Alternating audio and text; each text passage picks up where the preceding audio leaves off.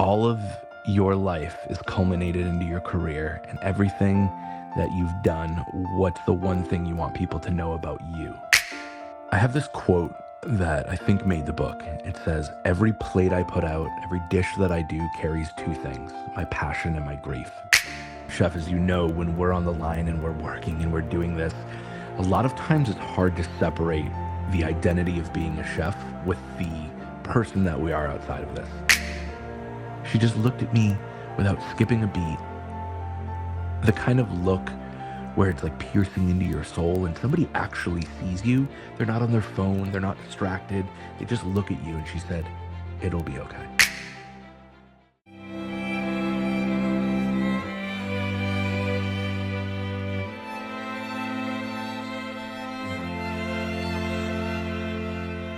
Every dish tells a story, and with Rough Chop, that story begins with passion, precision, and purpose. We bring the soul of your vision into the world of fine dining, creating an unforgettable experience for those who are wanting more than just a meal.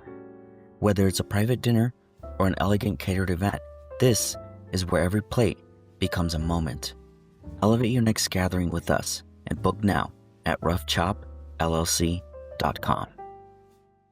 There's one spot that I am gonna go to. I'm not sure if you could tell, but I'm a huge anime fan. Um, Yeah. there's this restaurant in Manhattan called Goku, which is Mm. anime inspired restaurant. So extremely excited about that one. Dragon Um, Ball, right? Dragon Ball. Yep. Yeah. Yeah, you're a fan too? So one of my best friends is a huge, huge fan, and so I pick up all this stuff all the time because he always talks about it. Right. That's cool. All right, all right. Awesome. Well, chef, I wanted to give you my gratitude, and coming onto this podcast. It really means a lot. I heard about you through a mutual friend, Deepa Chauhan, master chef in India, and she has been a pretty good friend of mine from a distance. Never met her in person, even though I'd love to, but we've had her on the podcast and she strongly recommended you to be on my podcast, and I'm extremely excited to have this conversation with you. Um, did a deep dive on your career, very very deep, and I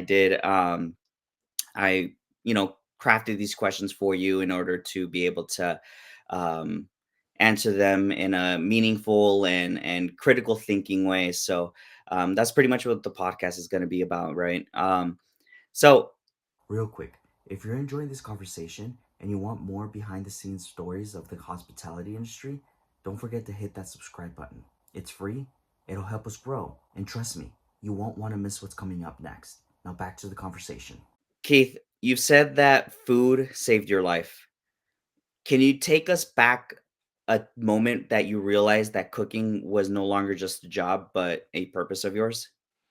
Yeah, it's funny. I always say a lot of chefs have that calling where they're like, I know I wanted to be a chef, and that would definitely was not my path. I grew up in a poor family, just my mom and I, in a place called Nashua, New Hampshire.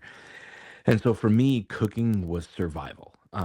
She was working as much as she could. I would leave school, go to the Boys and Girls Club, and hang out there until she picked me up. And I needed to contribute. So I think the first book I ever learned how to read was a cookbook that my grandmother gave us. It was a series of old cookbooks from the 50s. And I learned how to do that because I felt like if I didn't do this, I couldn't contribute. And God bless my mom; she was an amazing human being. But let's just say cooking wasn't necessarily her strong suit. Um, don't listen, mom. So, yeah, I think cooking became first and foremost a way of me contributing to my family, both monetarily at 14 and then subsequently as just a member of trying to help out in the household. I don't know if anyone listening can relate, but when you grow up poor, it's the little things in life you tend to kind of appreciate and tend to value. And for us, it was just the simplicity of being able to have a hot meal. To answer your question, it wasn't until later on in my career that I really started to understand how food changes from just something that we do to the ability to nourish. And that was thanks to, somebody who was like a brother to me, Steve Mahoney. Steve was an incredible cook who had this deep passion for it. And so he was a little bit older than me by a year. So he would get into a job and say, "You got to come, you got to come." And of course, not having a big family, I think we find a little bit of a makeshift family on the line, right, chef? And so having that family and that unit really taught me that food is a little bit more. Subsequently, later on in life, he had stage 4 cancer, and in those moments, I would go to like some of his treatments, and he'd say, "Hey, you remember that dish we used to make? Can you make that?" And that's when you realize that food connects us at this spiritual level. And then it transformed me. Like I realized that Chef Thomas Keller always says that we cook to nurture. And that's the difference between knowledge and wisdom. Knowledge is hearing that, wisdom is deeply understanding it.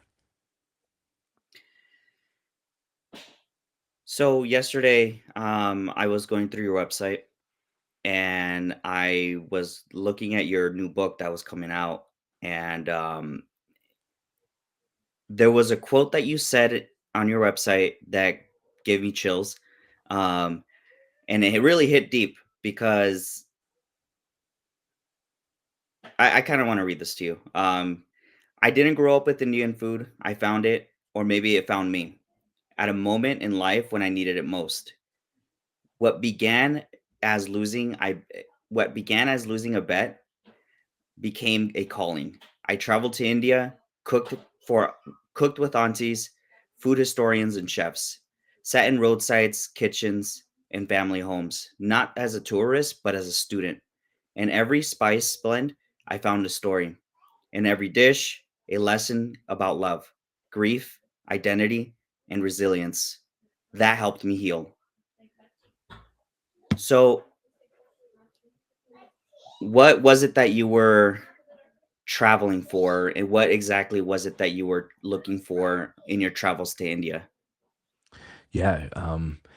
So I think to really answer that question, it starts with a question I think we all have. Who am I? Right?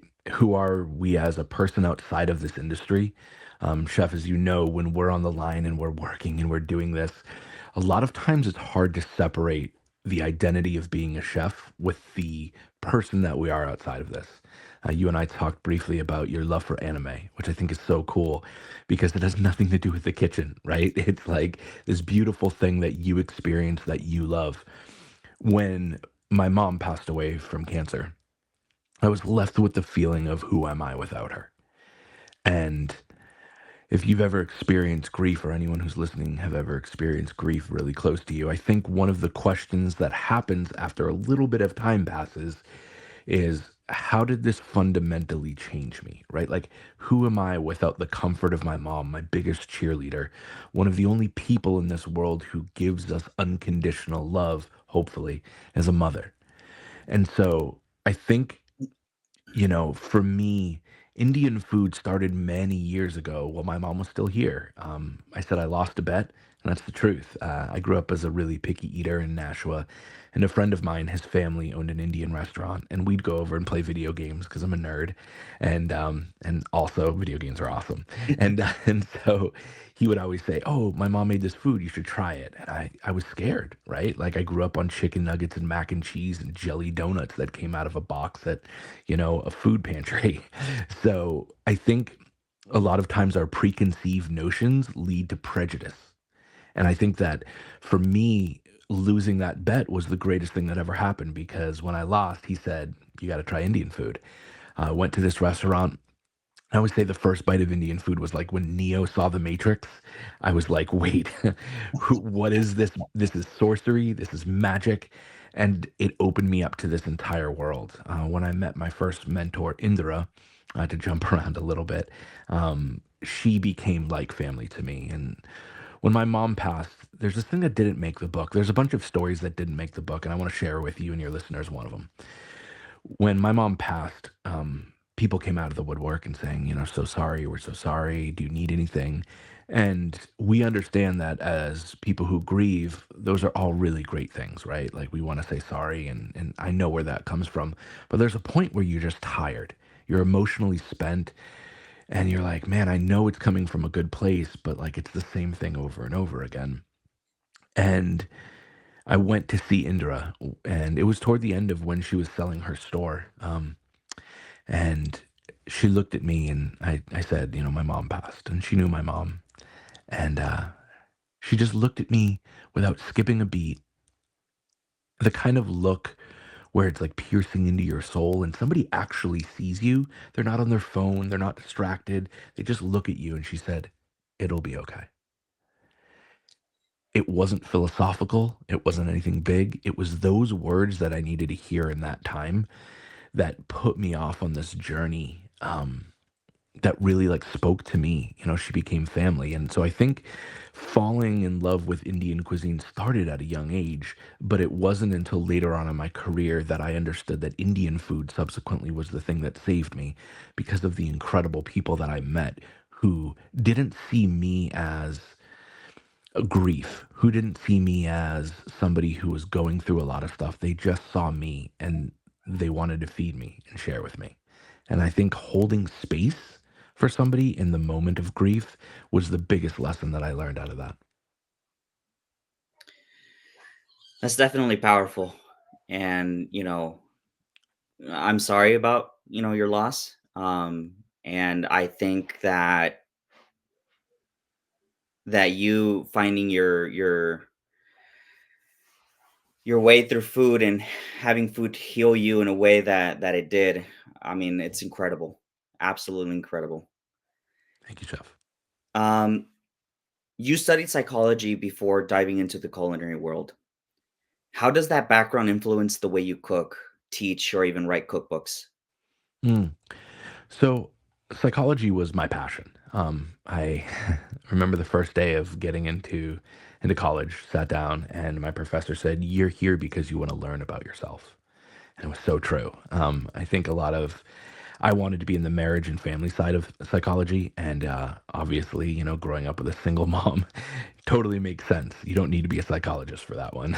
But I think one of the things that I do a lot now is I think it's so important in our industry to talk about grief, to talk about pain, to talk about all of these things. I'm sure, like you, chef, we have these stories of growing up on the line, growing up with chefs who were verbally abusive in an environment that, we can look back and tell war stories like we were in foxholes together, but all the while, we're still people dealing with all these emotions and things. I try to now foster an environment in my teams that talks about emotion, talks about struggle, that has a safe space to talk about this. Yes, we still really work hard. We still really have to suck it up sometimes in the middle of service. If we're cutting ourselves and it's not hospital worthy, we're wrapping it, we're going. Yes, those principles still apply. And I think they're really important principles. But at the end of the day, we try not to foster negative patterns. We don't, in our company, go out for shift drinks after. In our industry, we've had a lot of people come and go in our organization who battled alcoholism. So we're a very dry line. It's not about shift drinks, it's about vulnerability and it's about talking about what we need to do. It's about being healthy in mind and body. And I think that those are some of the tenets that we try to put forward to set a precedence that this job is hard. It's physically and emotionally demanding all the time. But at the end of the day, we deserve to take care of ourselves just as we would a guest. Wow, that's very well put. Very well put. So you mentioned your history, working the line and having all these war stories. You started since you were 14. You started washing dishes, and a lot of people would call that just a hustle. Why didn't you walk away from the industry like so many others have? Um, our industry helps bring out a lot of characters in life, right? From the immigrant dishwasher, or the immigrant line cook who is doing an incredible job busting their butt time in and time out, working to work on their family so that their family can have a better life, to the person who might deal with substance abuse, to the person who watched The Bear and thinks that that's the way our industry works, or Chef's Table. We have this conglomerate of people who exist within our world, but somehow we all learn to communicate. And I think at 14, my goal was to get a mountain bike. And it's funny, I get to talk about this in my book, The Soul of Spice, where I bring myself to that 14-year-old kid who was hustling, just like you said, right? But I realize that rewards are more than money. I realize that the bonds that we start to make with the people literally do feel like you're at war. When that, we can all sit here and you're going to laugh at this. We all know the sound of a ticket machine, right? Yeah. It's PTSD. It plays. It's our ringtone, chef. Like Mhm. we know what that feels like on a Mother's Day when you're flat sat and you're just going, "How are we going to do this?" You know what it's like when all of a sudden one of your commis spills all your mies and you're sitting there going, "Okay, here we go." We all know these feelings, and they're a feeling that allows us to do two things. One, we either become the chaos or we learn to control the chaos. And I think that's a very important lesson that I had to learn at a young age. And to be very vulnerable and honest with you, I became the chaos for much of my career. I just rode the wave and just tried really hard to just survive the night. As I started to get later on, after I left my restaurant in 2020 and started to heal more from the grief side of it, I realized that, wait a second, I can control this chaos. I don't have to become it. And I think that was the big switch and why I stayed.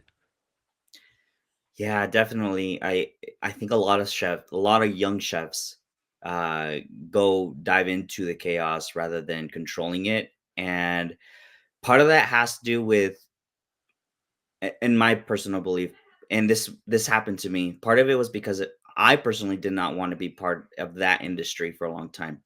I was trying to be a police officer and going Mm, through, the post exams and all these other things. And so being in the kitchen didn't really matter to me as much as being an officer and doing that. And so with that being said, the way you articulated that and being able to be the chaos or control the chaos, that solely depends on the chef, on the cook, on the person who is working in our industry. So yeah, that was great. So you've spoken about your friend Steve and how his battle with cancer shaped your view on food. How did it how did grief transform your relationship with the plate? mm. Um, I have this quote that I think made the book. It says, "Every plate I put out, every dish that I do carries two things, my passion and my grief." Mhm. And before before Steve, before my mom's passing, I think I cooked from a place of um, anger. I think I cooked from a place of lack of discipline. I think the growing up, my mom was a wonderful, wonderful mom, really. But not having that authoritarian figure allowed me to kind of go off the rails a little bit. I wasn't a terrible kid by any stretch, but I don't think I had a lot of discipline. And later on in life, when you realize to excel at this work, to be a really good chef, it's not about how good you cook, it's about how disciplined you are. And that's not the beautiful soundbite that people want to hear. They want to hear, oh, well, I learned how to, tourne correctly, if people do that still. I learned how to do a torchon of foie gras. And those things are great. But at the end of the day, it's about discipline. When you don't want to show up and you realize that you're pulling out hoods that night, and that matters as much as the plate that you're doing, that changes your mindset. So grief, what it allowed me to do is in the beginning, I became it. I barely got through 2018 and 2019. My mom passed at the end of 2018. I was a shell of who I was leading up to it, and I certainly was in survival mode after it because we opened our first restaurant in May of 2019. So Mother's Day without her was, 200 and something people on the books. And grief at that point made me a shell of who I was. Now, what grief allows me to do is it allows me to feel deeper and think about things. I think as fine dining chefs, and I'm sorry I'm a little long winded on this one, but this is an important one. As a fine dining chef, I think our highest calling is to transform an emotion into a plate. And I think when it comes to grief, grief looks very messy. Grief can look beautiful too, though. And I don't think we talk about that in our culture. I still cry at Steve's passing. I still cry at my mother's passing. And it's not just because they're not here anymore, but all of that love that I had inside of me that never got expressed gets turned into all of this. It gets turned into plating. It gets turned into trying to be a better version of me. It gets turned into the dishes that I create, the menus that I write, and subsequently how I love. It's crazy to say, but grief made me a better chef. Hmm, So you articulated that in a way where a musician would write their own music, right? And I think that's absolutely beautiful, and I've never heard that before. Grief can be a beautiful thing. thanks. For a lot of people, it's hard, it's difficult, you know, Yeah, and you know, we've all gone through it, and sometimes we feel like we can't get past it. But you use that energy to you move that energy in a way where you're able to express it onto a plate, and that's man, that's amazing. thank you, chef. So I want to get into your books now. Most chefs most chefs want to open restaurants, but you wrote cookbooks and you wrote a lot of them. What was missing in the food literature that you felt that needed to be written? Yeah, so in the beginning, it was an opportunity. I had a wonderful chef friend of mine who gave me a call one day. He wrote his first cookbook with a small publisher in New England. And he said, listen, they're looking for somebody to do this first book on turkey. Do you want to do it? And I was like, no, I don't think as a chef, like the first thing that we want to do is talk about turkey. And it wasn't that I didn't like turkey. It's that as a chef, we carry a little bit of ego. And that little bit of ego is a really good thing. When we let that ego grow, then it's a terrible thing. But having a little bit of confidence, right? I wanted to say, well, I want to talk about the farmer's dinner, my company. I want to talk about this. Um, but I knew that I wasn't going to be taken seriously unless I had a foot in the door. And so it was a very short timetable. I accepted the publisher's offer to do the book, and I did every photo. I did every word in that thing. I'm really thankful that I've always written for my entire life. I always loved to write. I never thought my writing was going to be good enough to get me one book, never mind seven now. And it started because I had a passion about something and I cared. I delivered the book completely done a month before it was due, and they took me serious. That's the equivalent of if you and I were in the kitchen together, and you're like, "Chef, I need, you got 100 covers tonight, and your pickup on your station needs to be about 4 minutes." And I'd be like, "All right, heard. 4 minutes on each pickup. I'm marking past the station, right?" And I'm delivering it in three. You're going, man, like this guy's killing it right now. Like I Mhm. love this, right? You got that time. And so when I subsequently approached the publisher about the second book, that's where they gave me more creative freedom. It was called The Farmer's Dinner, and I have an incredible chef friend of mine, Chef Chris Vio, who I've been business partners with for a long time. We opened Greenleaf together in 2019, and now we own a catering company together. He's a two-time beard nom. He's a rock star. And I asked him to write that book with me because of two things. One, uh, I feel like Chris at that point in his career was completely undervalued. Um, the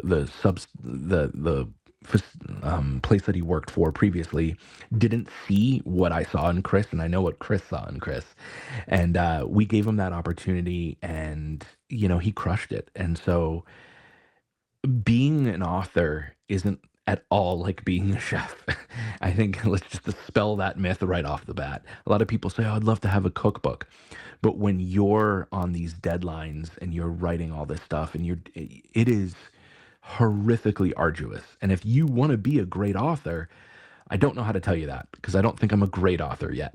I think this next cookbook is the most I've got to express myself from a writing perspective. But to be a great writer, you need to write with the sole intent of being, just who you are in writing. So I don't know. I might have side answered that question. So feel free to pull me back there. But that was kind of how it all got started for me.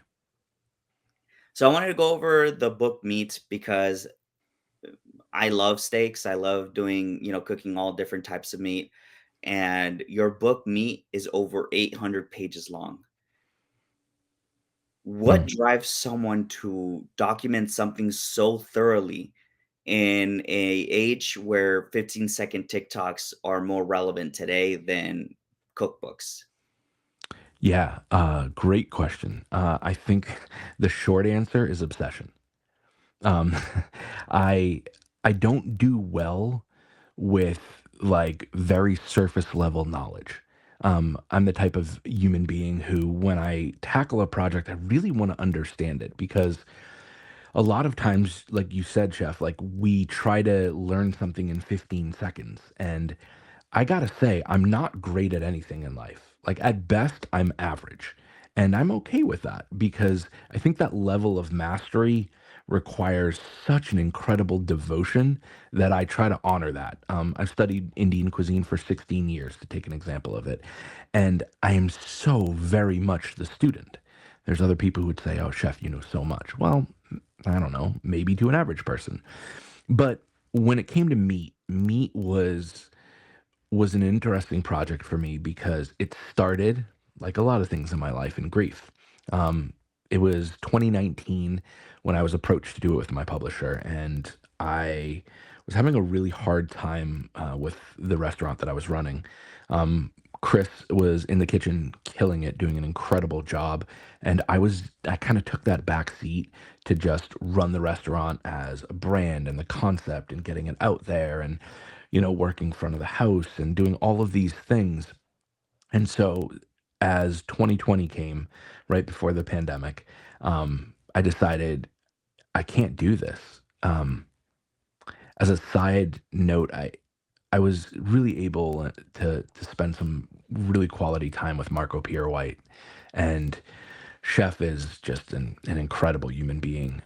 He's forgotten more than I'll probably ever know, and he said something to me that at first just seemed like a vague little passing by comment. He's like, "Chef, stay close to the flame," and I was like, "Yeah, cool," like.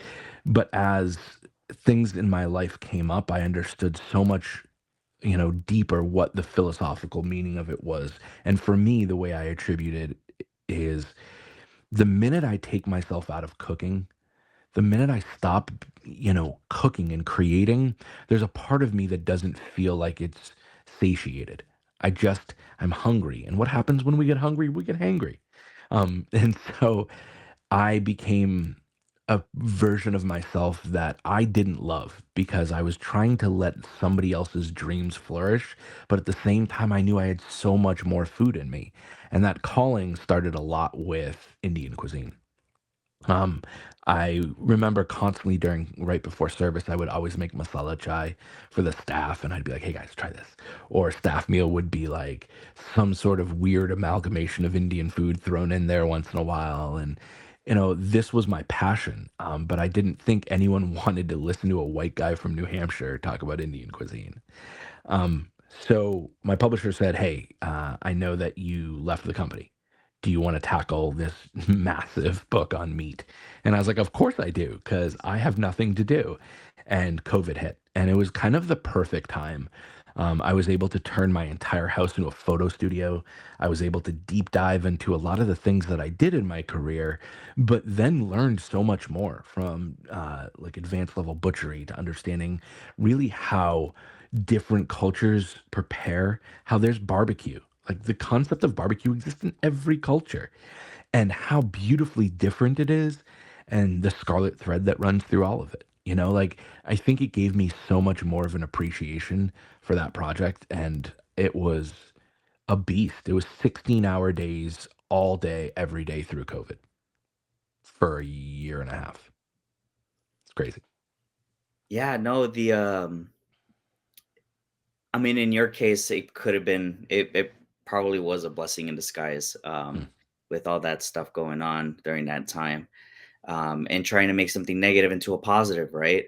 And you did that through educating people through butchering, the art of barbecuing, and so forth. And 800 pigeons, 800 pages. I'm thinking about New York already. 800 pages has it is a massive project, massive, and I can only imagine the different ways and trial and errors that you had to go through to make sure that these dishes were on point to your book, and that's absolutely amazing. Um, I want to talk about your Soul of Spice book. It's not just a cookbook. As I was reading through more about your book, it seemed more like a memoir. Mhm. Um, Almost like a memoir. Let me rephrase that. Were you nervous sharing that much of yourself through Indian cuisine? Man, nailed it. And honestly, sitting here looking at you talking about this, I still am nervous. Okay.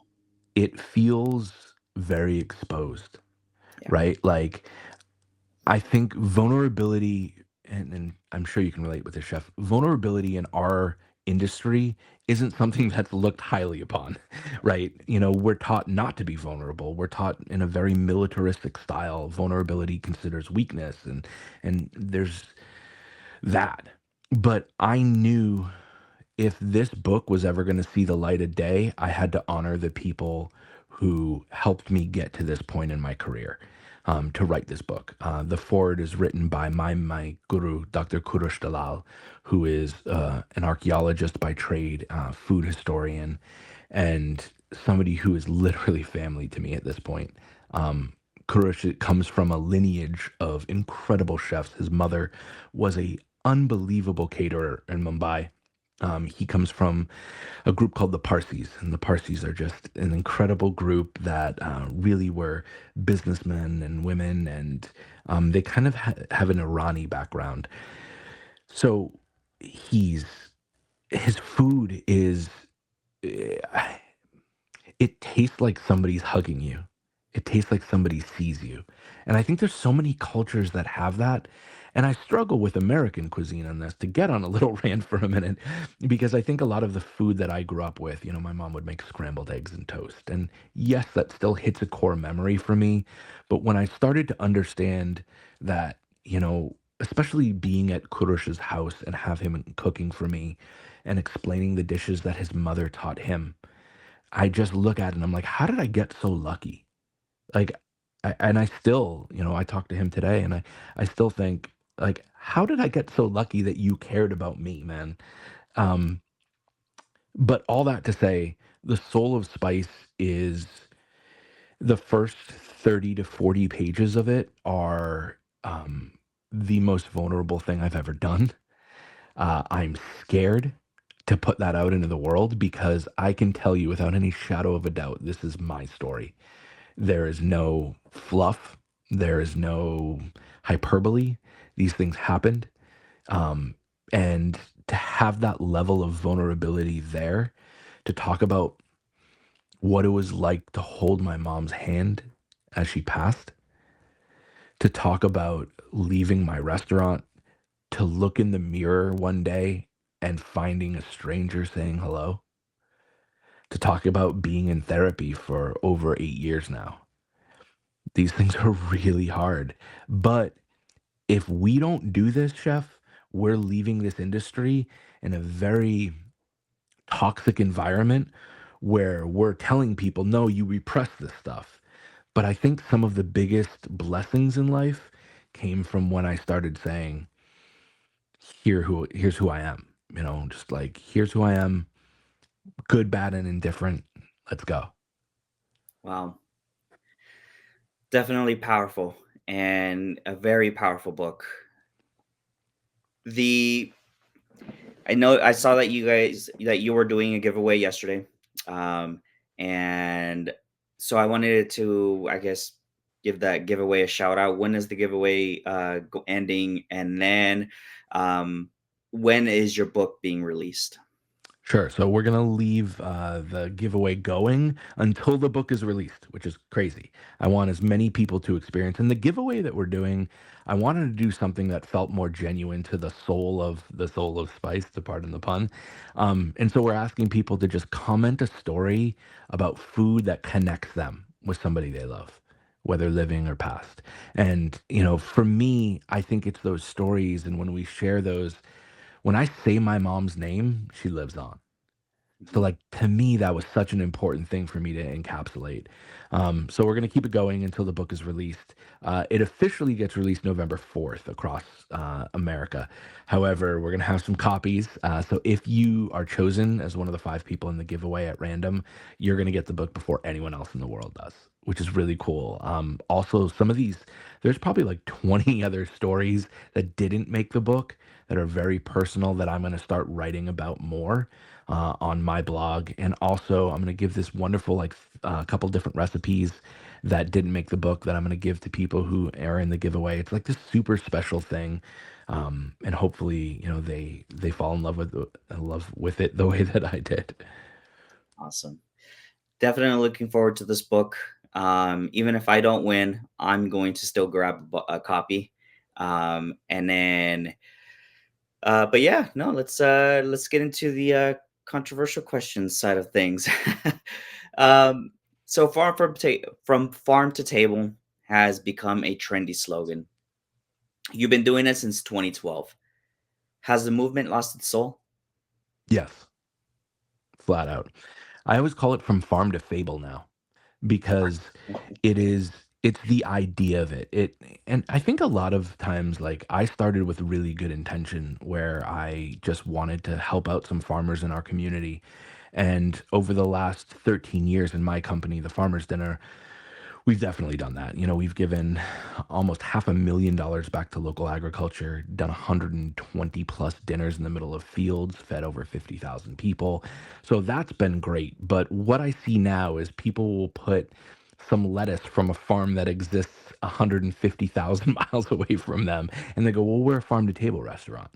But the reality is, farm to table food is incredibly hard to do. Number one, you can't be in your kitchen because the farmers aren't going to necessarily go to you all the time. So you need to get out of your kitchens. And as we know, chef, when we're controlling a kitchen, we don't have a lot of time. There's always something to be done. But that's the same with a farmer. The farmer has to leave their farm. Things happen. They can't leave their farm. So it's two cousins passing as ships in the night. And so I think a lot of times what you see is people slap a name of a farm on it, and then they go, well, we're a farm to table restaurant. And in reality, it's all a fable. It's the idea of it. And so getting back to sourcing locally, getting back to communities, that's what I'm all about. I want to know my farmer, shake their hand, dig up the carrots. I want to hang out with them. I want to know their I say to every single one of the young chefs who comes in, I say, "Chef, I want you to look at me. Nature makes it perfect. Our job is to not mess it up." And that's the reality of it. But to know that, you have to be in the fields, digging with your hands, getting to know it. In Hindi, there's this phrase called sonde sonde kushbu, and it means the smell of the earth right before it rains. And to know that, you have to experience it. So I think that's the biggest issue I have with farm to table now. It's a bunch of people saying, well, we support local farms without understanding that it's about communities. It's about getting involved. It's about like taking that community and bringing it in so that you're not just buying. And I'm going to rant on this again because this is super important to me. And I'm glad that you asked this question. One of the things that I do at the farmer's dinner is when we work with a farm, let's say we have a host farm, I call them up and they go, "Chef, what are you thinking for the menu? What can we do for you?" I say, "No, no, no, no. That's not how we do it. What do you have too much of?" That's how we start. So when we're dealing with proteins, a lot of times up in the Northeast, nobody uses brisket up here. So it's a blessing for us. Like we'll get a ton of brisket. I love jowls. Like pork jowl is incredible. If you've never worked with it and you want to work with it, it's amazing. Offcuts. Listen, I don't want to serve pig liver all the time. I get it. It's a harder one for people to wrap their head around. But if a farm who raises animals and gets that animal processed is sitting on a ton of product, you're not honoring the farm by going to buy the ribeye. That's the reality of it. When doing something like that, have you ever had an issue arise when, let's say, the product wasn't as good as you'd hoped it was, or maybe something, some you know, some there always has to be a problem, especially when you're trying to do these types of dinners. Mhm. Can you tell me a moment where that had happened, and how did you handle that? Yeah, really great story of this. We worked with this farm that produced some wonderful, wonderful steers, wonderful beef. So they had in the beginning, they had one option, and it was grass fed, grass finished. And we love to say that that's a great buzzword, right? Because grass fed and grass finished is great.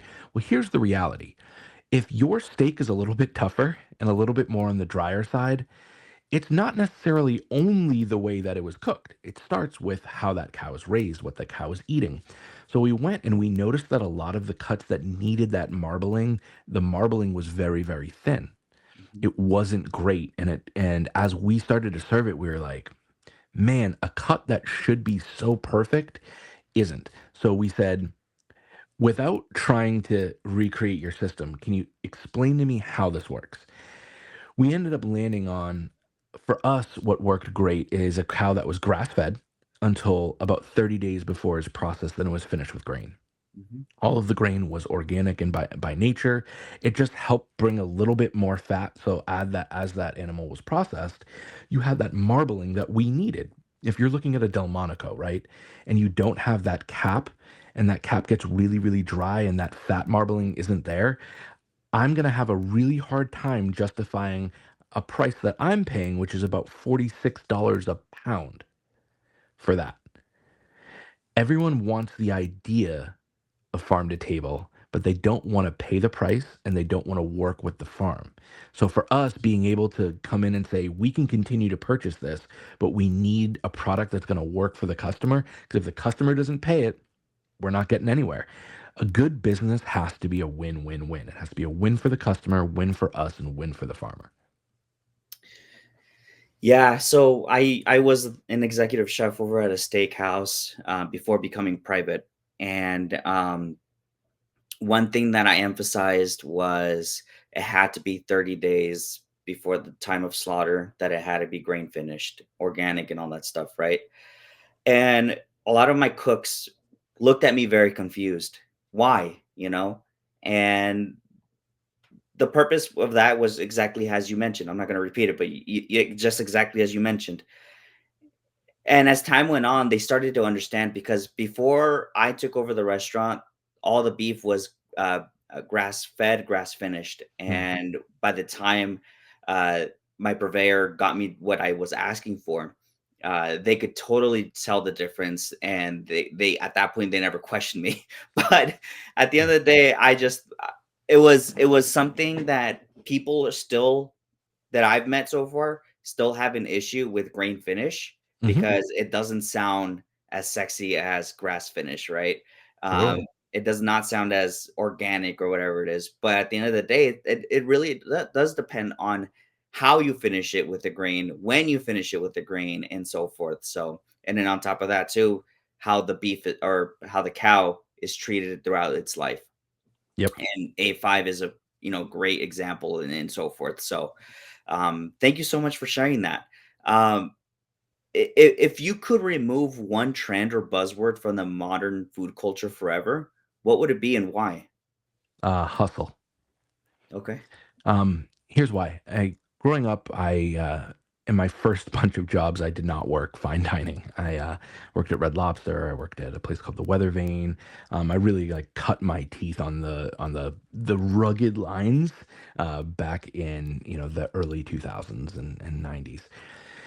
And I think that the first lesson I was taught is go, go, go, right? I think intrinsically we're always taught to go faster, work harder.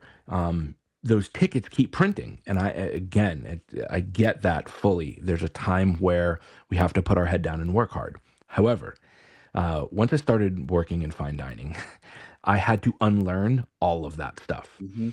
And I had to unlearn it in a way that felt like it ripped a part of what I believed in to my core. Like I thought that the harder I worked, the more reward would happen. But the reality is, life doesn't necessarily just reward hard work. Life tends to reward smart work when it's consistent. So I think that the consistency there is kind of the key that was never really given to me at a younger age. So when I started, working fine dining, my chef would say, "Chef, stop." And I'd say, "Yes, what do you need, chef? What do you," and I panic. You could see the panic in my eyes. And he'd be like, "You're doing it wrong. Really monotone. Let's do it again. Let's do it again. Let's do it again." And so it goes back to something I said earlier in this. You become the chaos or you control the chaos.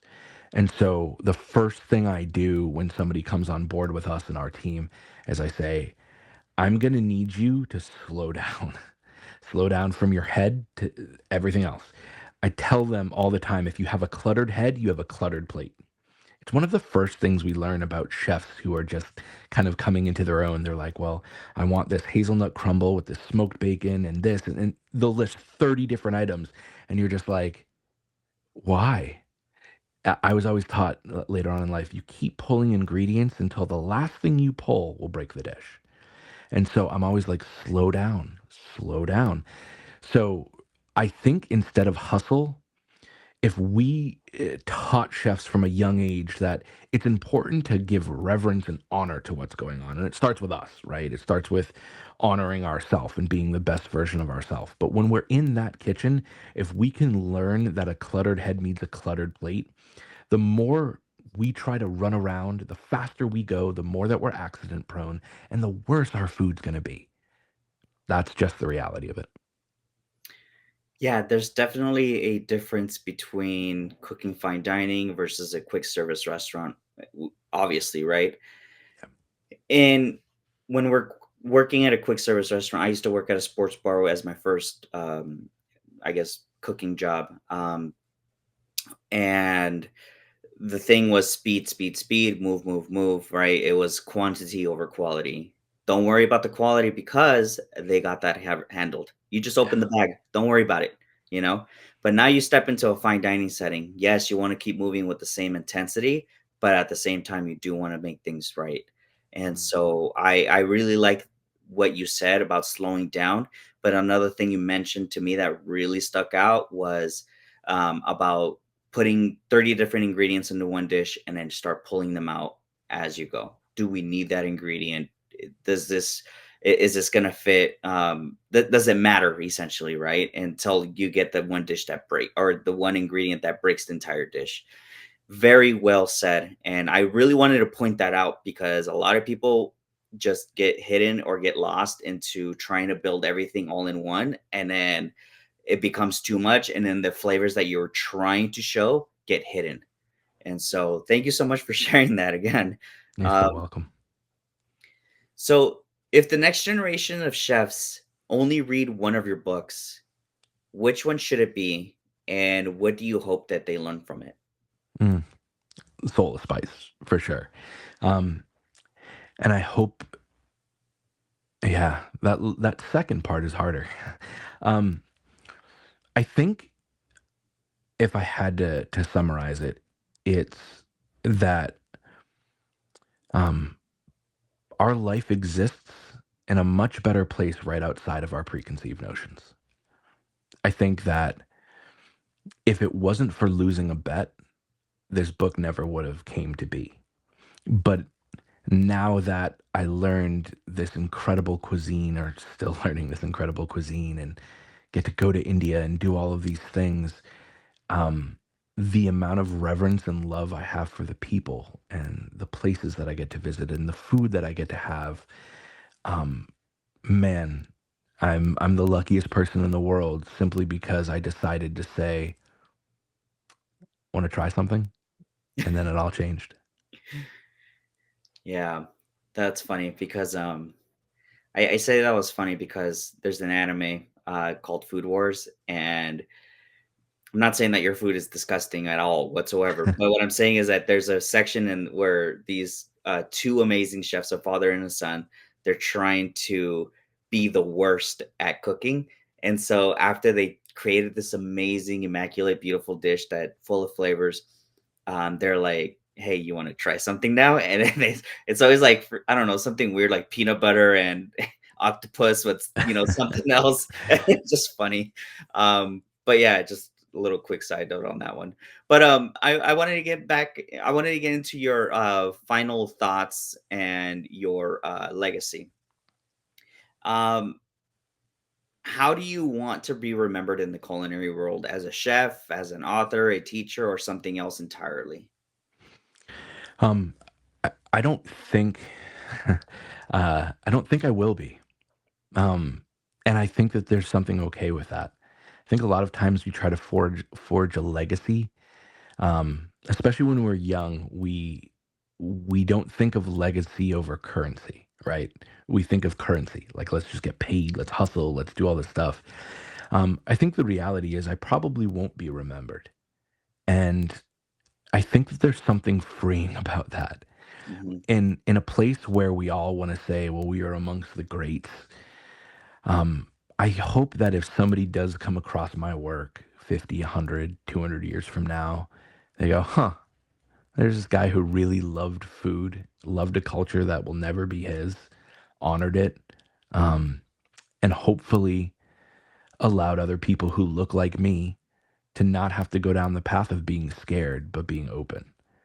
And I think that if I can do that to one or two people, then that's a pretty good life because I'm never going to be remembered, and the people who do will die out in a generation or two. And I think that's actually okay. I know that sounds like a weird way to answer this, but a lot of times we all say we want to be something more important than we are.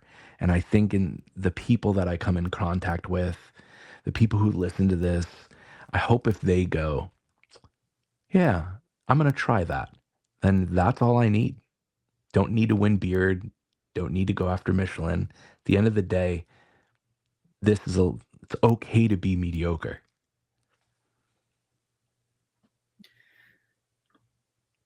I kind of want to push back on that a little bit Feel free. because I think that Chef Rogelio Garcia, um, he had mentioned when he wrote his book on Vivir, Mm, and there's two things he mentioned to Chef Andre or Chef's PSA that there's two things that you want to do before you leave this world. Number one is you want to plant a seed for a tree to grow, or you write a book. mm, And the reason being is because those books and that tree is going to live on way after you. And it's a way to leave your mark on the world. Whether or mm. not people 100, 200, 300, 400 years down the line are going to read your book, that's going to be on record forever. And I think that even 1,000 years down the line, if someone opens your book, uh, their your name's going to pop up. And that's just pretty much where I stand with that because that's one of the things that I want to do is write a cookbook, but I have yet to even think about where I even want to move forward with this because I have so many other projects going on, and if I happen to die before that happens, then that's it, that's the end of me.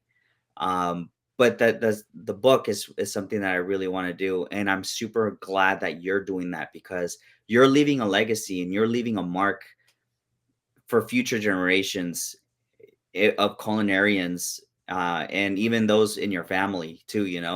And I think that's extremely important that you're doing that. Looking back at your journey from dish pits to from dish pits to farm dinners to Indian cuisine, what do you think the younger version of yourself would be most proud of? Um, I love this question. Um, I think that the younger version would be so happy and proud that he's still here. Um, there was a point in my life where I didn't want to be. And there were many points in my life where I thought about not being. So to be here now in a much better place, to share my story, and, yeah, it's cool when people ask me to sign a cookbook because the younger me would be like, why? Like, there's no way you're going to get there.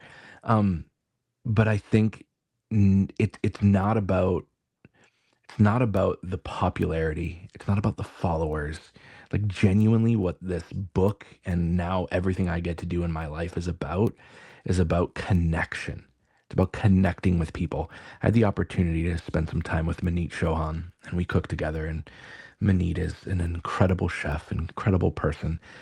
I got to talk to her, and I was saying, chef, how do you do it all? Because her schedule is crazy between being a judge on Chopped and all of this other stuff. She's constantly going. And she says, Keith, wherever I am, that's where I am. If I'm with my kids, that's all that matters in the world. If I'm in a show right now, all that matters is that show. And she's like, right here with you, all that matters. And chef, I took that to heart. And now I try to be an example of that. And it helped me so much in my career. So my life is crazy and I have a lot of things to do, including this moment. But guess what? I'm right here with you. And I think that's the beauty. And I think maybe little Keith, that's the thing he'd be most proud of, that he can stand here and have this conversation and just feel honored to be sharing the stage with you. Wow, that means a lot to me. Thank you. Did not expect that answer at all. Yeah, wow, that means a lot to me too. Thanks. um, if you could sit across any table, if you could sit across the table with any chef, living or gone, who would it be, and what would you ask them? Hmm. There's a lot of names that first pop up, but I want to go back to what I just said. Um, you. And this is not like a fluff answer. Like, I really mean it because I think the most important thing we have is a moment, right? Grief will teach you that all the memories that exist of my mom still are there, but how we would give anything to go back to a moment. So the answer to that question is you. So I'd love to flip the script for a minute. Um, if I could ask you one question, it would be one of the questions like you started to ask me. Like, if all of your life is culminated into your career and everything that you've done, what's the one thing you want people to know about you? You want me to answer that? Yeah. Yeah. I think I think that's something that, man, it's gonna take some time to think about this one because there's so much to unravel there. Because initially I did not want to start becoming a chef. I wanted to be a police officer, and I just so happened to be good at what I was doing, and I pursued it 100% of the way. And so, oh man,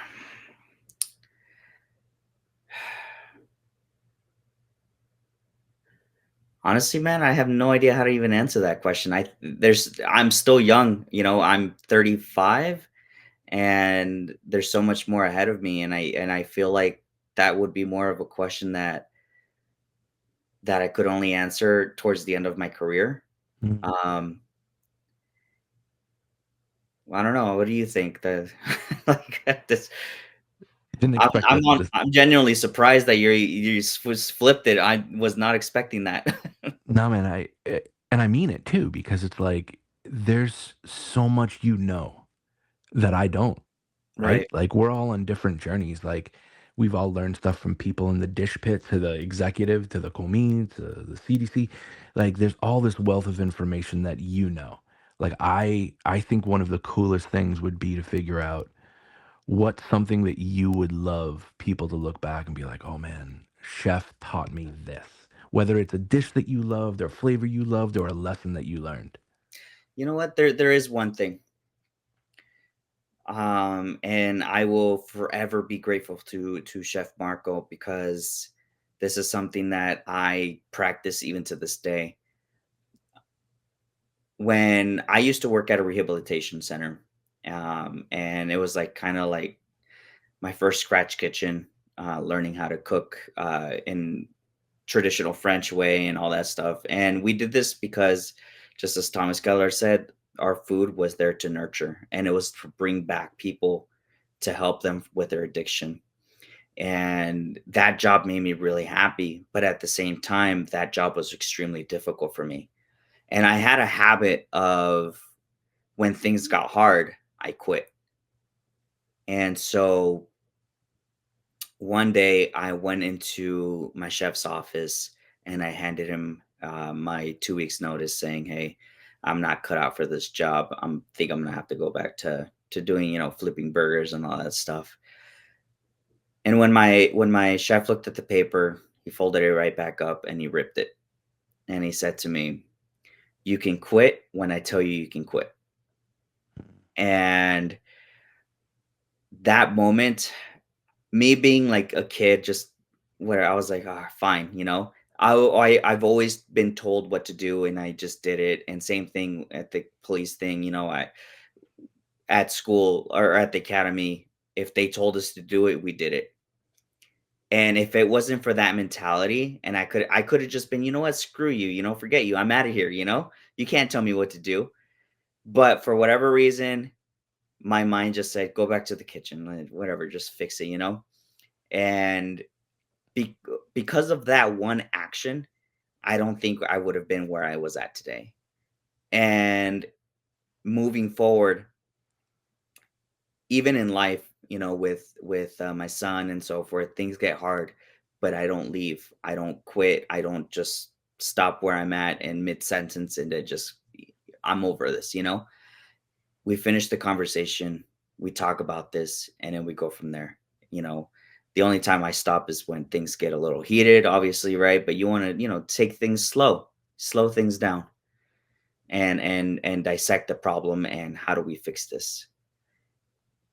There's a solution to every problem. And if things get hard, the solution isn't to just stop and quit. The solution is to keep going. And it might not be just solely culinary, but it's also a life thing. And so that's the one thing that I probably will hold on to my for the rest of my life, even towards the end of my career. So can't believe I didn't even think about that in the first place before, even maybe because you caught me off guard. But yeah, that's pretty much where I would go. And that's the answer to my question. If I could ask any chef any question, it's you because that story's beautiful, chef. Thank you for sharing. Wow, that was you're someone very thought provoking. You're someone who is very who challenges the norm in terms of your cookbooks and so forth, right? Meat being a perfect example.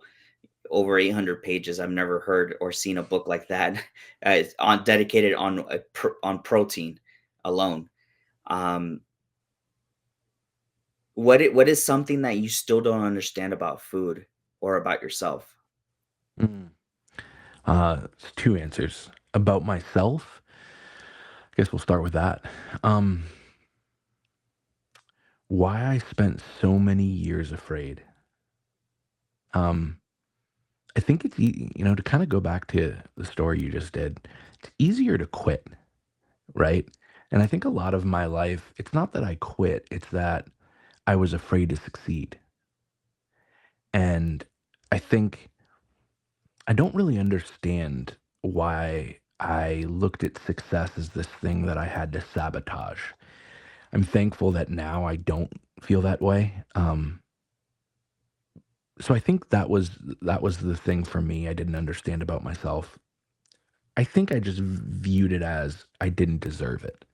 I'm just I said during the course of this, I don't really have much of a legacy in that sense. I still feel like I have a lot more years, God willing, still feel like my best food is in front of me and not behind me. I feel like I've hit a whole new stride in my career, creativity wise, and certainly personally wise. What I don't understand about food could fill volumes. um, I think that there's philosophically an answer, and then there's the technicality of an answer. I think that there's certain, if I had to boil it down though, um, I was in a place called Lanavla, and Lanavla is up in the hillsides once you get away from Mumbai. And my teacher Kurush has a beautiful little house there, him and his wife. And I spent about 4 days there.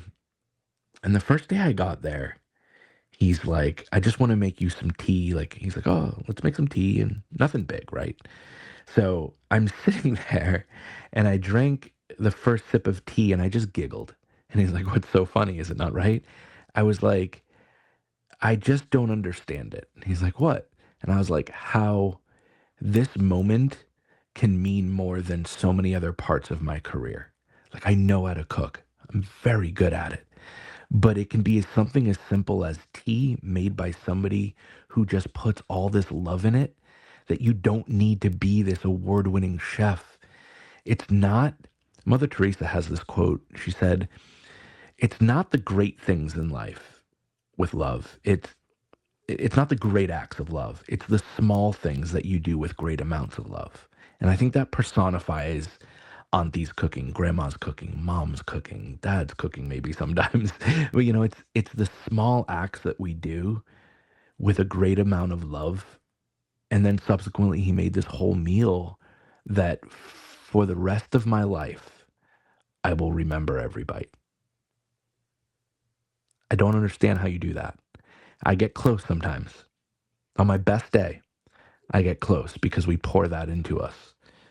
But isn't that what we should be aspiring to and not running away from? Absolutely. I think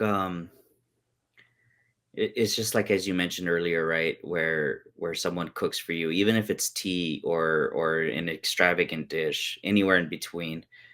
eh, what matters is what the love behind it, you know. And I mean, that's that couldn't be any more beautiful because at the end of the day, like it's the hospitality that they're showing you. They're not just trying to impress you; they're showing you that they care, and that's extremely important. When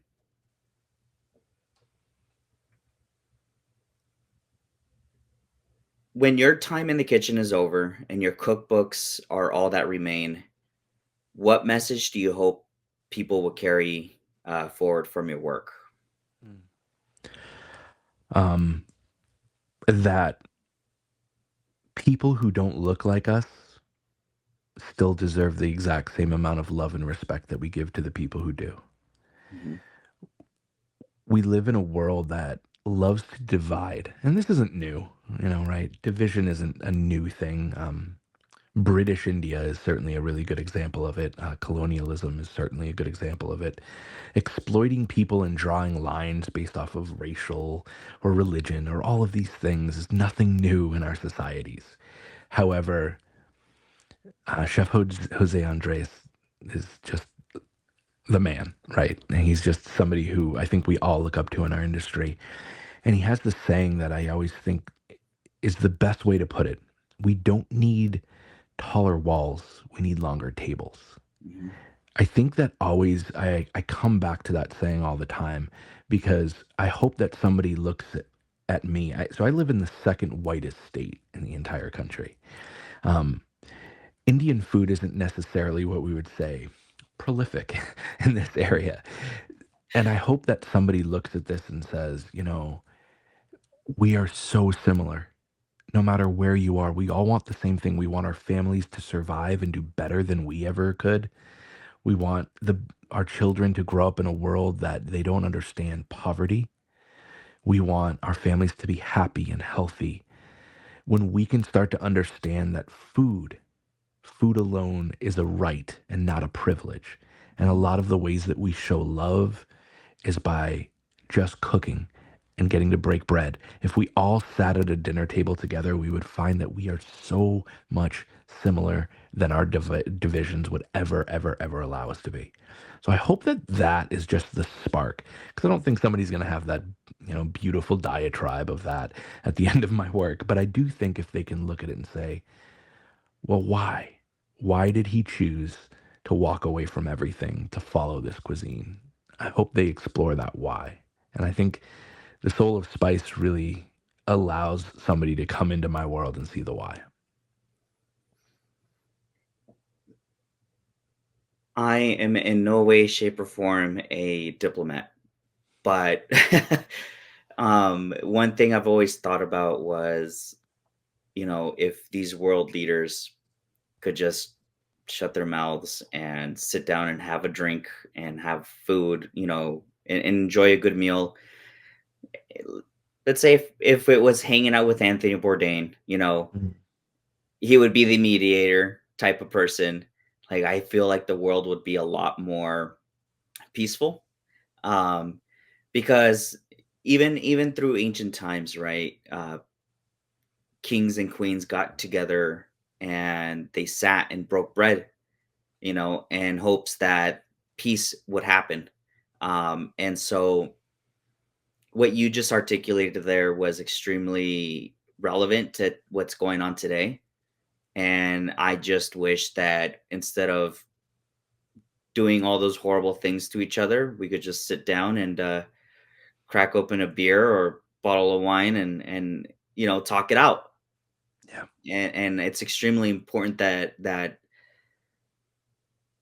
I mean, I don't think that presidents are going to hear listen to this, but I think it's extremely important that before things get too escalated, maybe one tries to de-escalate something and, hey, let's talk it out. Let's have a meal together. No cameras, no nothing, just two friends hanging out. That's what it Yeah. is. A mentor of mine once said, conflict is inevitable, but disunity is unacceptable. Right. And I think about that all the time. And I think the one unifying piece we have is, man, that food's good. Who Yeah. doesn't love a perfect taco, right? Yeah. Like just literally perfection, this perfect Nixamilled corn tortilla, like, and you just, no matter who you are, especially in North America, we can all bond over the fact that that is just, that hits different, Hmm. right? Like there's certain dishes and certain things that hit different. And I think if we start with the ground of, man, this is good, you're not so bad, then we can go from there. Yeah. Yeah. In the giveaway you mentioned, to explain a spice or a flavor or something that brings back memories and to tell a story. And I said to your post, it was cinnamon, and it was arroz con leche, which was my Mm. favorite. Yesterday, I literally had arroz con leche ice cream with the Oh, family. And so, again, it brings back a lot of good memories. And cinnamon, um, I recently had learned that if you're having a bad day, you smell cinnamon and it elevates your cortisol or your endorphins, right? And it makes you happy. And so, um, for about like maybe a week or two last week or two, I had cinnamon in my pocket, just walking around, and yes. hoping that that positive energy was going to spread through people around me. Because at the end of the day, I was just it was an experiment, um, to say the least, and it was something that I was like, let's see where it goes and how it try it, and it seemed a little weird doing it, but I mean, hey, what was the worst that can happen, right? Like someone's Yeah. yelling at me and then they take a whiff of cinnamon and they're like, "Oh, my bad." You know? Yeah. No, it's amazing, like, just how scents are tied to these incredible memories, how they lift moods, like, all of this is so, so true, man, and we get this through food.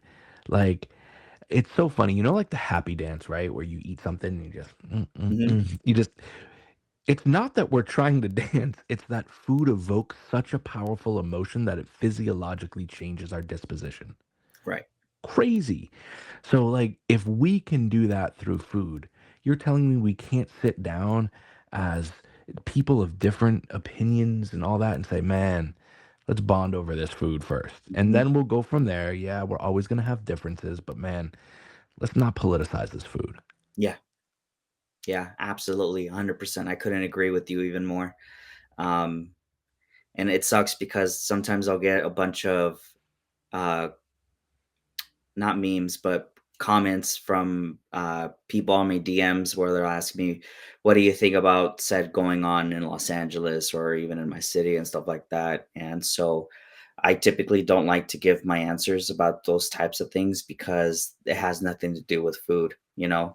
And I Mm, think that having to sit down and enjoy a good meal and forget about what's going on in the world, it compares to nothing else, right? I mean, it's better than doing, other things that you shouldn't be doing. And so at the end of the day, like when I cook here at home or when I go to a restaurant, I try to enjoy the moment without having to think about what's going on. And it's not that I don't care because I really truly do care, but at the end of the day, it's just something that I kind of don't want to go to. I don't know if that makes sense.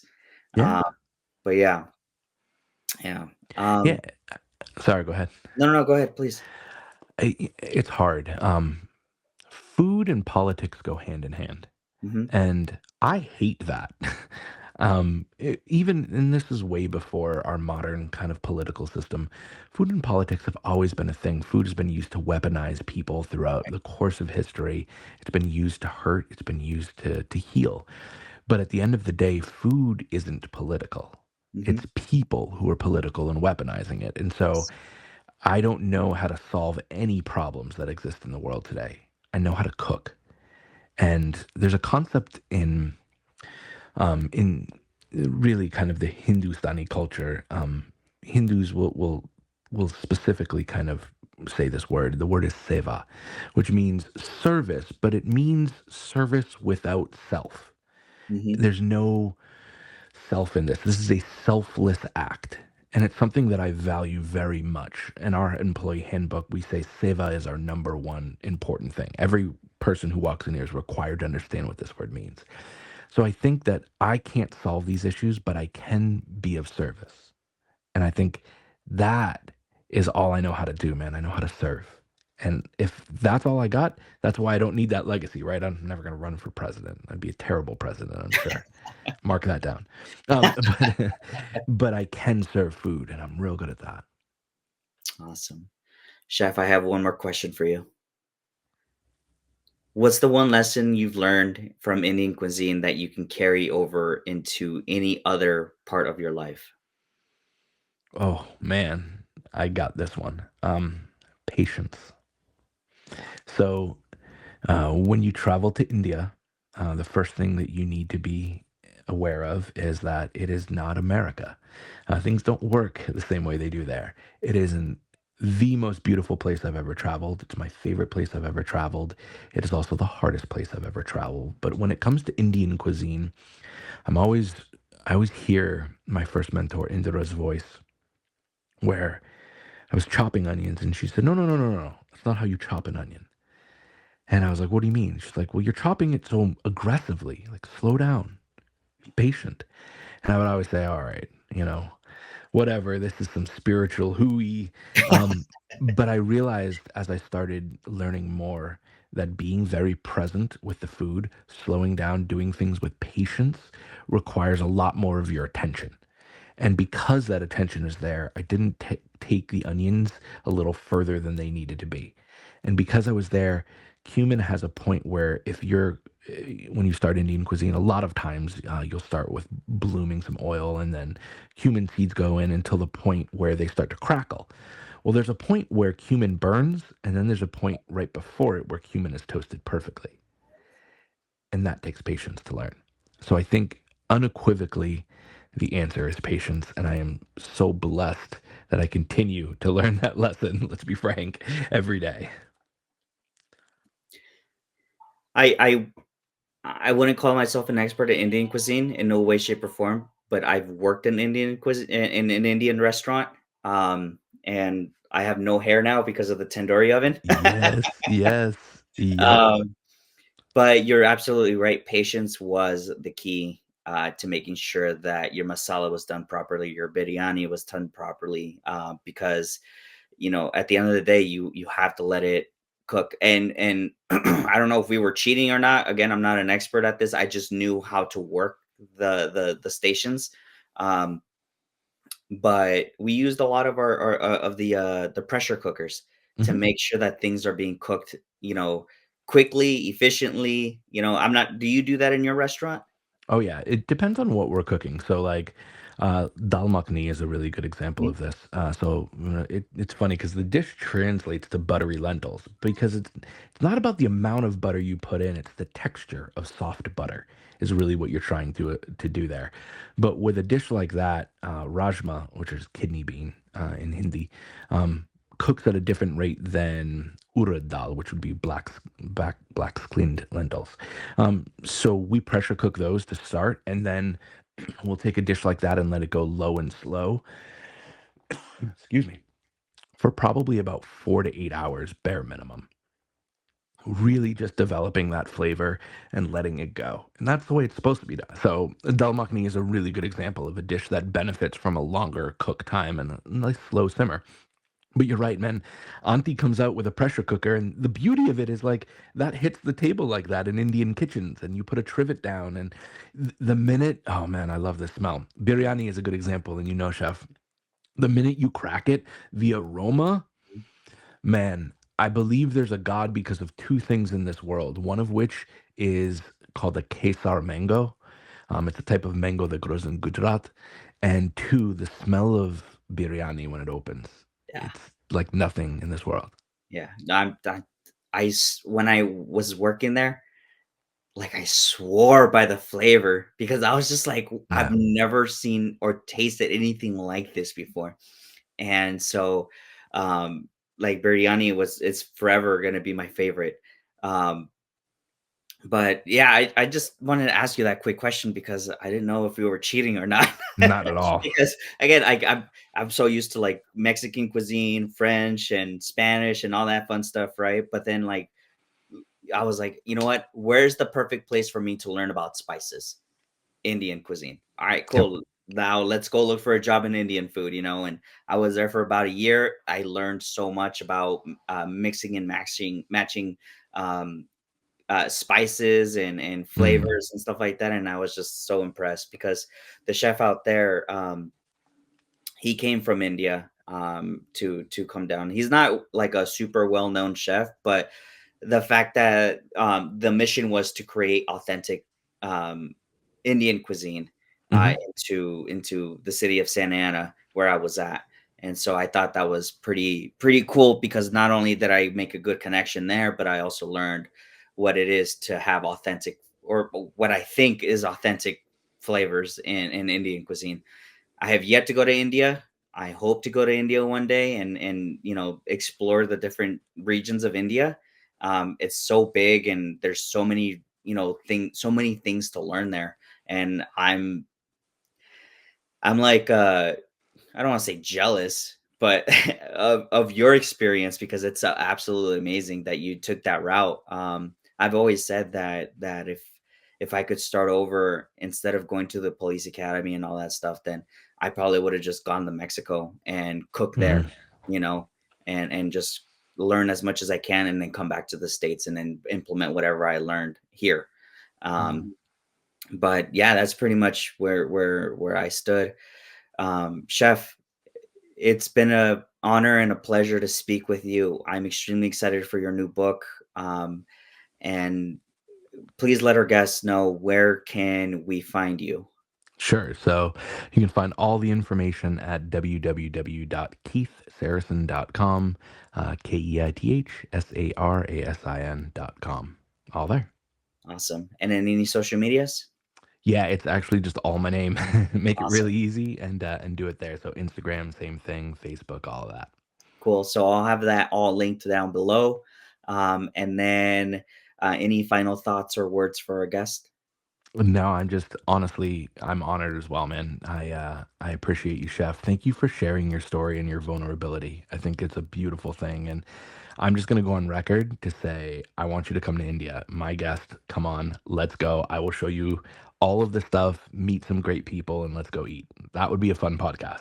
It definitely would be. I mean that would definitely be a good a moment to to record everything and in a memorable moment. Um, yeah, man, whenever you're ready. Cool, let's go.